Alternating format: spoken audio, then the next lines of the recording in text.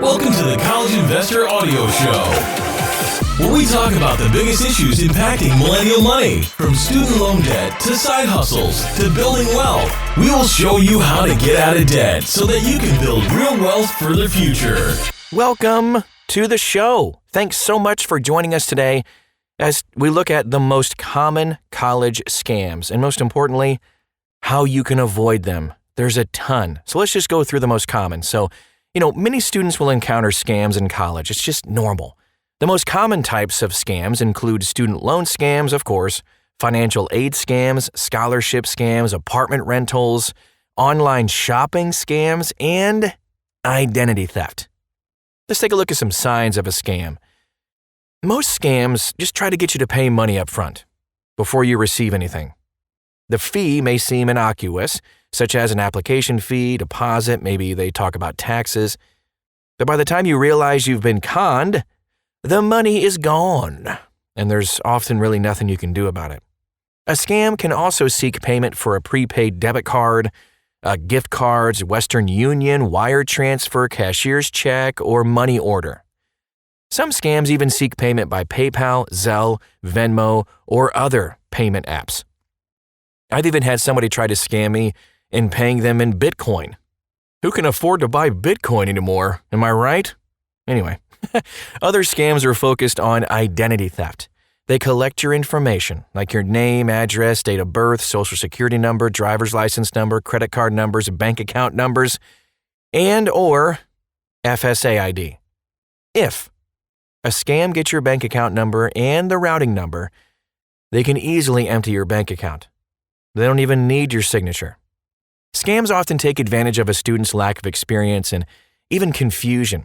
Some scams may appeal to the student's fear, embarrassment, greed, just being naive, or desperation for money to pay for college. Because there may be some time pressure involved. Sometimes, even Googling the name of the organization and scam will uncover fraud reports by previous victims. Also, check for complaints at the BBB or Better Business Bureau's website. That's easy to remember. It's just bbb.org. All right, now let's break down just a few of the most common types of college scams. First, we take a look at scholarship scams. So these often guarantee that you'll win a scholarship. A claim that is on its face fraudulent. Can't guarantee that.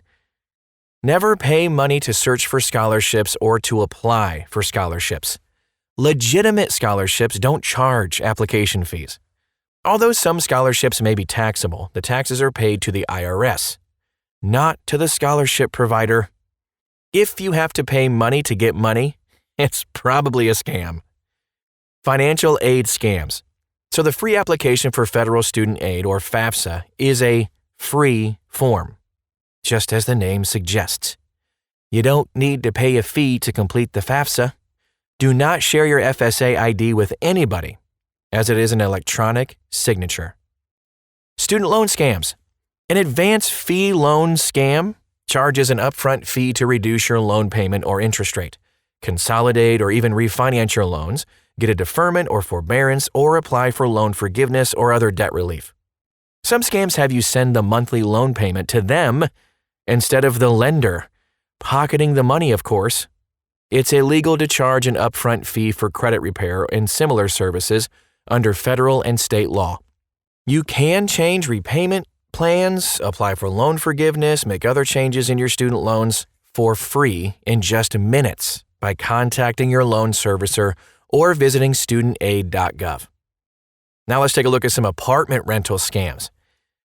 Housing scams involve a fake roommate or landlord seeking to rent an apartment. You pay a fee, deposit the rent without visiting the apartment. Now, the person who gets the money doesn't actually own the apartment and is not a legitimate roommate, so you're just out the deposit. Let's talk about unpaid tuition scams. A student or parent receives a notice that their tuition payment is late or that the tuition has not been paid in full. It might look legit, with the college logo, maybe a statement. You can visit the college's website directly. Don't click on a link in any email message unless it's from a trusted person. Or just never click on links. I don't know, maybe that could be the rule. Let's move on to federal student tax. We've seen these pop up here and there. The IRS reports that students are getting calls about a non-existent federal student tax. The scam demands immediate payment and threatens the student with arrest or deportation if they don't pay the tax. The IRS never does this. Never. Just hang up and move on. Online shopping scams. This is the most common type of online shopping scam affecting college students. It involves a fake online bookstore that offers great deals on popular textbooks. But the textbooks may never arrive, and digital downloads may include malware. Buy textbooks only from well-known, legitimate websites and campus bookstores. There are a lot of legit ones. If it sounds too good to be true, yep, it probably is. Beware of buying anything advertised on social media. Identity theft. We've touched on this a little bit, but identity theft scams may be perpetrated using unsecured public Wi-Fi or fake hotspots at popular student hangouts, or through phishing email messages and fake websites that look legit. These scams are designed to capture usernames and passwords and other personal information. Do not log in to email accounts, bank accounts, or other sensitive websites in a public location or by clicking on a link in any email message. This is our last scam we're going to talk about today: employment scams. A fake job offers high pay, flexible hours, and a work-from-home opportunity, but it may require you to pay an upfront fee. What? Or it may involve collecting personal information for identity theft purposes.